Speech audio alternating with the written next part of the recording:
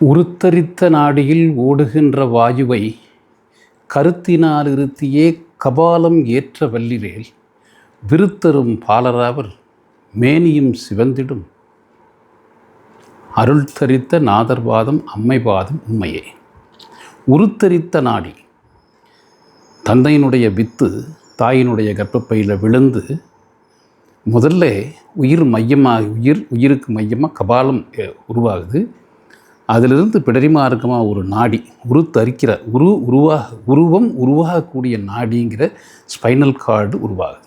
உருத்தரித்த நாடி, அந்த நாடியில் உருத்தரித்த நாடியில் ஓடுகின்ற வாயுவை, உள்ளும் புறமுமாக வெளியும் உள்ளுமாக ஓடிட்டுருக்கிற வாயுவை கருத்தினால் இருத்தி கபாலத்தில் ஏற்றிட்டோம்னா there are two ways.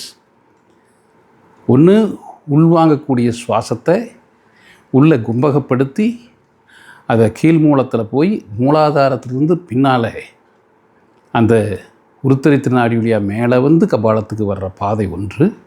இன்னொன்று, தொண்டையிலிருந்து அண்ணாக்கின் வழியாக உள்நோக்கி சென்று பிடரி மார்க்கமாக மேலே கபாலத்துக்கு போகிற பாதை ஒன்று. அப்படி உருத்தரித்த நாடியில் ஓடுகின்ற வாயுவை கருத்தினால் இருத்தியே கபாலம் ஏற்ற வல்லிரேல்.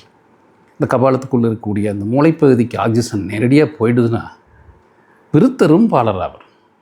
கிழவர்கள் கூட, வயதான கிழவர்கள் கூட பாலர்களாக, இளைஞர்களாக மாறுவாங்க. உடல் அளவிலையும் மட்டுமல்ல, மனதளவிலையும் மாறுவார்.